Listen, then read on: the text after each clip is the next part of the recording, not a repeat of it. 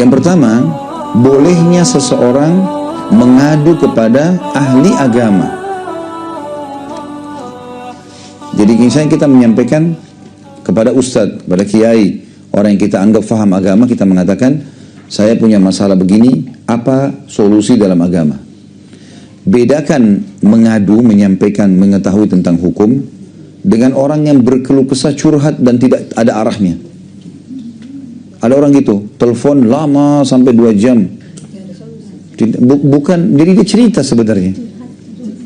Ujung-ujungnya pertanyaan cuman, apakah saya sudah cerai atau tidak? Tapi ceritanya 2 jam tadi sebelumnya. Udah, suami saya ucapin kalimat cerai, jatuh nggak? Hukumnya bagaimana? Selesai. Gak usah panjang-panjang gitu kan. Hukum syari. Nanti kalau masalah keluh kesahnya kepada Allah Subhanahu Wa Taala. Nggak ada gunanya, karena yang menguasai. Saya sudah kasih contoh tadi kan. Bagaimana suaminya si perempuan tadi jadi sadar justru karena doa. Allah yang bisa bolak-balikan hati manusia.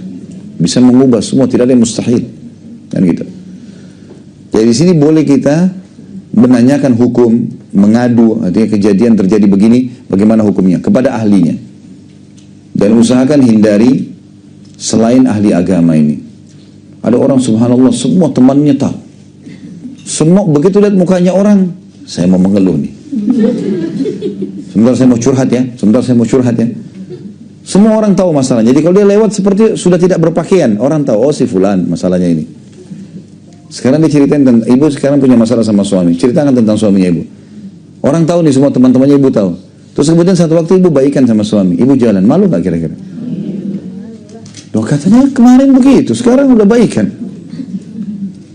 Jadi akhirnya kalaupun ibu nanti curhat lagi yang kedua kali, kemarin kan sudah nggak apa-apa. Kok gitu? Nah? Jadi nggak nyaman. Kalau kita berkeluh kesah sama orang tua kita misalnya, telepon, saya begini, saya begini, saya begini. Itu hanya akan menambah beban buat orang tua kita. Kesian mereka. Mungkin mereka dengarin penyampaian kita, tapi setelah tutup, jadi beban, dia kepikiran. Mungkin kita sudah baikan malamnya sama suami, lupa bilang sama ibu di sana kepikiran. Tiba-tiba minggu depan, bulan depan telepon, gimana urusan kamu? Oh sudah selesai ibu. Loh sebulan ibu kita menderita. Pikirin kita. Coba belajar untuk menjadi orang yang punya rahasia. Terutama masalah-masalah kita pribadi. Kecuali dengan Allah SWT. Dan curhat pun pada ustadz, pada kiai ini, pada hukum syar'i, bertanya. Ada kejadian begini, apa hukumnya? Gitu kan. Jadi kita tanya hukum, itu yang penting. Karena ada gunanya juga. Ustadz itu juga seorang manusia. Dia pun bisa digoda oleh syaitan. Ya. Berapa banyak orang begitu, akhirnya curhat-curhat, akhirnya terjadi perbuatan yang tidak benar. Bukan itu. Gitu kan.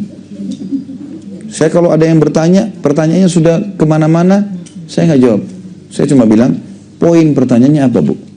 Saya tanya ini, baik, hukumnya ini. Selesai. Pernah ada orang satu, bapak-bapak telepon saya. Ustaz saya lagi punya masalah gini-gini. Baik, apa yang mau ditanyakan? Terus di speaker rupanya sama dia lagi ribut sama istrinya nih. Istrinya lagi ada di sebelahnya. Terus, ini Ustaz masalahnya, ini istri saya lagi dengar, begini. Istrinya jawab dari sebelah, tidak, enggak benar Ustaz. Saya ngapain jadi dengar seperti ini? Setiap saya panggil, Pak, sudah Pak. Oh masih ribut, kamu yang begini kamu. Saya matiin teleponnya. Telepon lagi sudah saya nggak jawab. Untuk apa ini gitu kan? Nggak tepat. Kita kalau lagi ada masalah, saya bilang tadi, cari solusi saja. Apa jalan keluarnya? Dan kalau orang yang salah minta maaf, orang yang benar memaafkan. Clear, selesai. Dan semua manusia pasti punya salah. Asal orang itu mau menyadari kesalahannya, sudah selesai sebenarnya. Kita aja punya salah banyak kan gitu. Kalau mau tidak punya masalah nikah sama boneka. Bukan manusia. Nggak ada pikirannya, nggak ada perasaannya, udah. Nggak pernah marah, mau dicubit, mau dipotong pun nggak apa-apa. Buang di sampah juga nggak apa-apa. Manusia nggak bisa. Jadi semestinya harus faham masalah ini ya. Jadi pelajaran pertama dari hadis ini, bolehnya seseorang menyampaikan permasalahannya untuk menaikkan hukum hanya kepada ahlinya. Itu adalah ahli agama. Dan hindari semua manusia yang lain. Termasuk orang dekat pun orang tua kita. Karena kesian mereka gitu kan. Kecuali orang tua kita memang ahli agama, faham agama, memang dia bisa berikan gambaran, tidak ada masalah. Mungkin ayah kita seorang ustadz juga atau kiai, kita bisa bertanya, dia bijak, nggak ada masalah. Tapi kalau enggak lebih baik jangan. Makanya Khabbab bin Arat waktu itu sebenarnya ada Abu Bakar, ada Umar, ada Abu Bakar, ada Ali bin Abi Thalib, ada banyak sahabat-sahabat Nabi.